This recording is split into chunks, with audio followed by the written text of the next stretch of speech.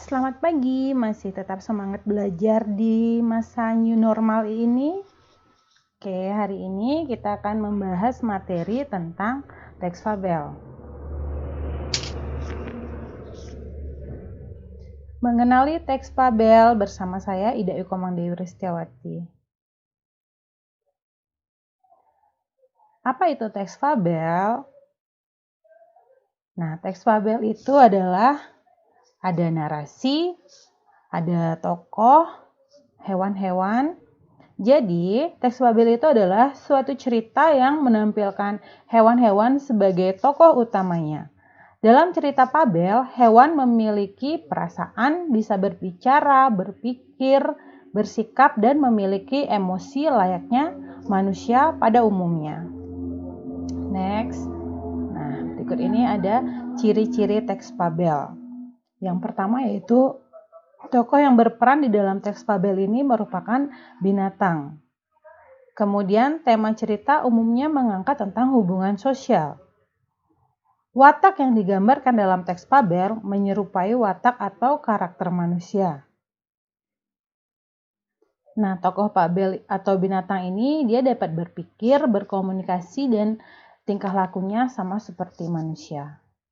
Sudut pandang yang digunakan dalam teks fabel ini adalah sudut pandang orang ketiga. Yang termasuk ke dalam sudut pandang orang ketiga itu ada ia, dia, dan mereka. Kalau ia dan dia itu termasuk sudut pandang orang ketiga tunggal, sedangkan mereka termasuk ke dalam sudut pandang orang ketiga jamak. Kemudian jalan cerita atau menggunakan alur maju. Alur itu kan ada 3, ada alur maju, alur mundur, dan alur campuran. Nah, alur maju ini yang diceritakan adalah masa sekarang ke masa berikutnya, sedangkan alur mundur adalah menceritakan masa sekarang ke masa lampau. Sedangkan alur campuran yang diceritakan adalah masa sekarang, masa lampau, kembali lagi ke masa sekarang, dan berikutnya. Nah, selanjutnya konflik yang ada dalam fabel itu hampir sama dengan konflik yang dialami oleh kehidupan manusia. Fabel itu lengkap dengan latar tempat, latar waktu, latar sosial, dan latar emosional. Nah, fabel ini juga menggunakan ciri bahasa. Ciri bahasa yang digunakan dalam teks fabel ini bersifat naratif atau berurutan. Yang terakhir, mengandung amanat atau pesan bagi si pembaca. Makanya teks fabel ini juga dikenal sebagai teks amanat. Next.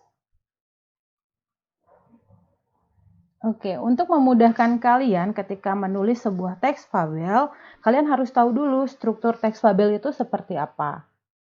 Nah, di sana sudah bisa kalian lihat. Yang pertama itu ada orientasi. Orientasi ini merupakan bagian pengenalan. Bisa pengenalan tokoh, pengenalan tempat, maupun pengenalan waktu. Setelah kalian menceritakan tentang pengenalannya, kalian lanjut ke komplikasi. Di komplikasi ini mulai dimunculkan adanya konflik. Nah, setelah muncul konflik, barulah kita ke yang terakhir ini ada resolusi. Resolusi ini merupakan jalan keluar dari si komplikasi tadi atau konflik. Jadi, pertama itu ada pengenalan dulu. Setelah pengenalan, muncul konflik. Setelah muncul konflik, ada jalan keluar dari konflik tersebut. Itu udah ada contohnya. Ada semut di pinggir sungai. Kemudian semut itu jatuh ke dalam sungai, dia minta tolong, itu sudah mulai ke komplikasi. Ketiga, burung melihat semut yang jatuh, dia mengambil daun dan melemparkannya pada semut. Itu merupakan jalan keluar. Nah, semut pun berterima kasih. Dalam teks fabel itu juga ada unsur-unsur yang mendukungnya. Yang pertama ada tema, yang kedua latar. Latar itu balik ke latar tempat, waktu, dan suasana. Kemudian ada tokoh, watak, dan amanat, kemudian alur. Nah, di situ ada